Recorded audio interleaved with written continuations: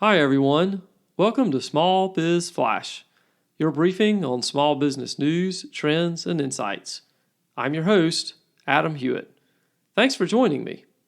Last time, we talked about a variety of lead magnets that you can create to offer something of value to your prospects and build your credibility with them. On today's episode, I'll tell you how to get the word out about your lead magnets so that more prospects will find them. Okay, so that's coming up, but first, the news roundup.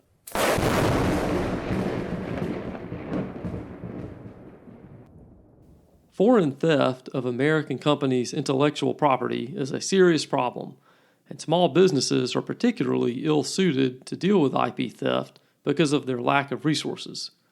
A new bill in the Senate, the American IP Defense and Enforcement Advancement Act, or the IDEA Act, was introduced last week to fund state and local efforts to prevent and prosecute IP-related crimes at the rate of $25 million per year from 2024 to 2029.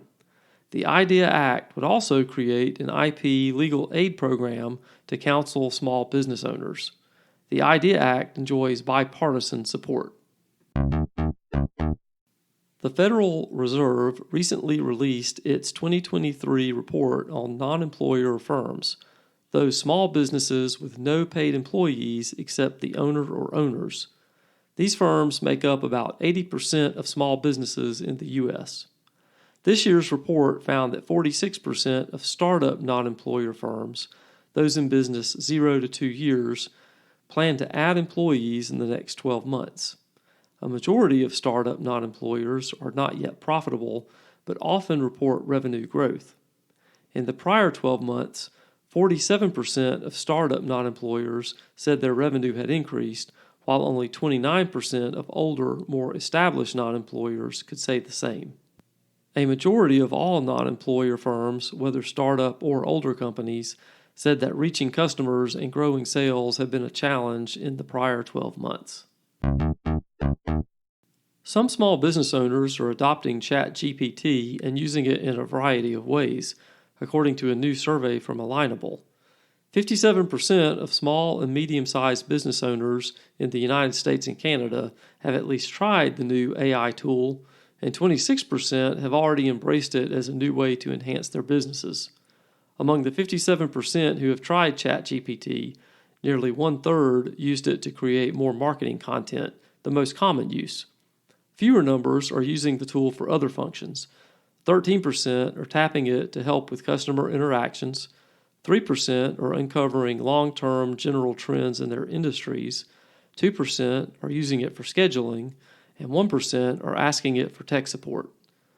You can find more information on this and other stories in the news roundup by going to the links in the show notes.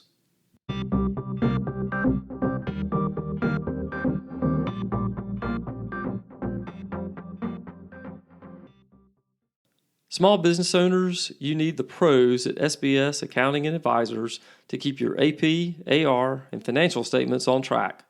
For 16 years, the good folks at SBS have been helping owners like you make better decisions and grow their profits. So go to sbsaccountants.com today to set up your free 30-minute consultation. Use the promo code FLASH to get 20% off your setup fee. Again, that's sbsaccountants.com.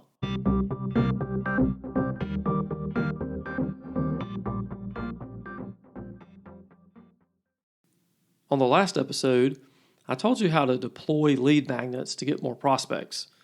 So once you have a great lead magnet, you still have to promote it, because what good will it do if no one knows about it? So the first step in telling the world about your lead magnet or lead generator is to create a landing page on your website. A landing page is a single page on your site that is dedicated to a specific topic. And in this case, we're going to build a one-page site that is totally dedicated to your lead magnet. This is where you are going to send your prospects, where they're ultimately going to end up. And so this specific page on your website is going to have a title and then some text that's very clear and simple to understand that has relevant keywords for search engine optimization that will improve your search engine ranking around the benefits of your offer, because you want to entice people to fill out this form that you're going to have on the page as well. And that's the other thing that you're going to have on the page is an easy, short form.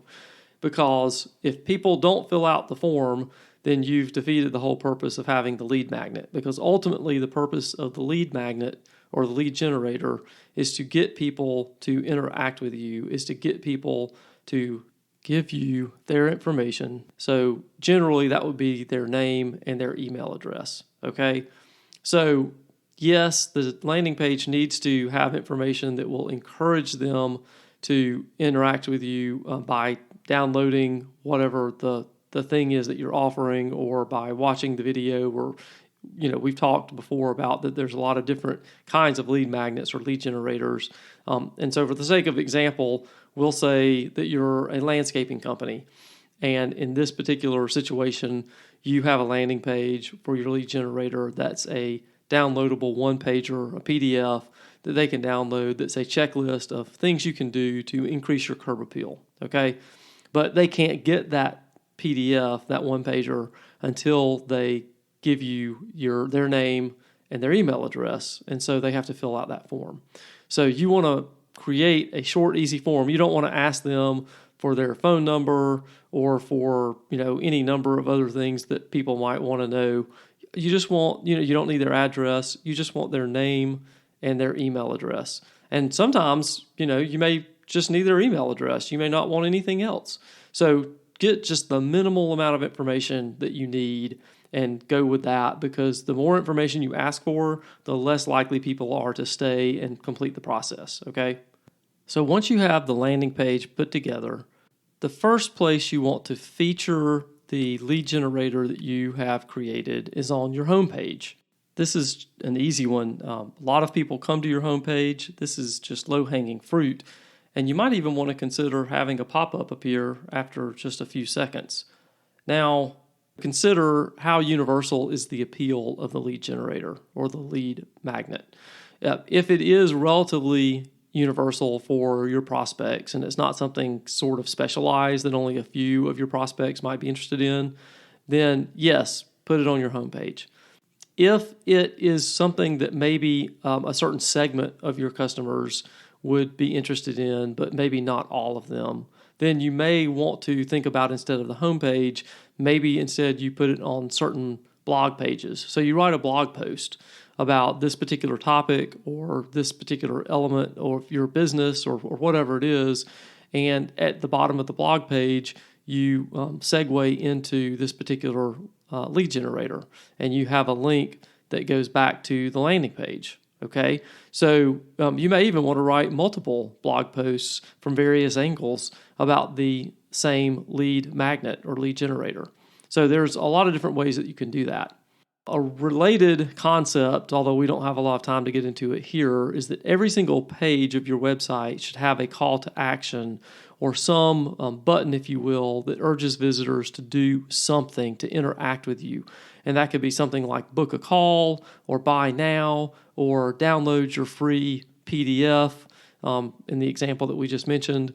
So if your lead magnet in the example of the landscaper is the free PDF, you could put that front and center on the homepage, or you could put it in the blog page, which the blog post could be about how to increase the curb appeal of your yard, or all, both. So it's a great way. Your website is a great place to start. You can also promote the lead magnet on social media. So you can create posts on various social media outlets about the content that is related to your lead magnet. And, that would encourage people to go to your landing page and fill out the form and get whatever it is that you're offering. Now, remember, with social media, as in other areas of marketing, you don't want to be too salesy in general. You want to offer advice, and you want to offer content that's valuable to people. You can be salesy occasionally, but don't go overboard with it and just try to sell all the time. That's going to turn people off. Remember that the whole point of lead generating or creating these lead generators is that you are showing off your value and you're giving people something in exchange for their email address or their contact information of whatever sort they're giving. So there's an exchange here, right? You can't just expect that people are going to give you something for nothing. So you have to give them something of value. So don't be too salesy. Offer them with your social media post something of genuine value. And in that way, they're going to come to your landing page. They're going to probably be more likely to fill out that form, okay?